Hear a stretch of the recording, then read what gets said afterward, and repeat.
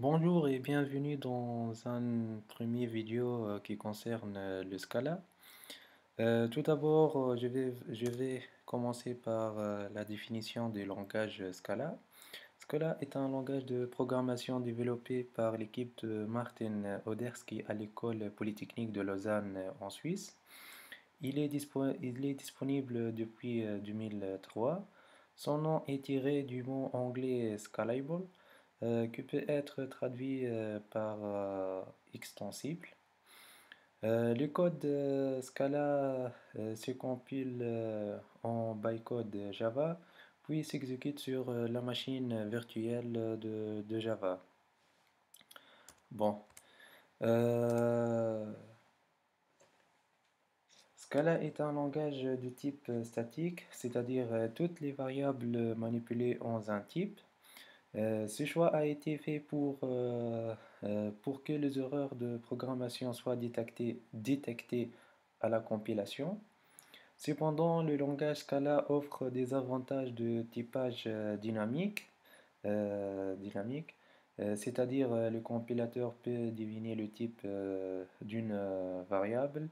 Autrement dit, vous pouvez déclarer une variable sans spécifier son type. Euh, Bon, concernant la particularité du langage, Scala intègre à la fois le paradigme de programmation fonctionnelle et orientée objet. Euh, Ici, quand vous voyez l'image qui est l'image, on a le langage fonctionnel plus le langage orienté objet nous donne le langage Scala. Passons maintenant à ce que a dit Monsieur James Gosling, le père de Java. Tout d'abord, je vais le lire en anglais, après je vais l'expliquer en français. If I were to pick a language to use today other than Java, it would be Scala. Euh, Monsieur James Gosling a dit aujourd'hui, si je devais choisir autre langage de programmation à utiliser que Java, il sera Scala. Bon, l'écosystème de Scala comporte nombreux projets et outils emblématiques, comme vous voyez ici dans l'image.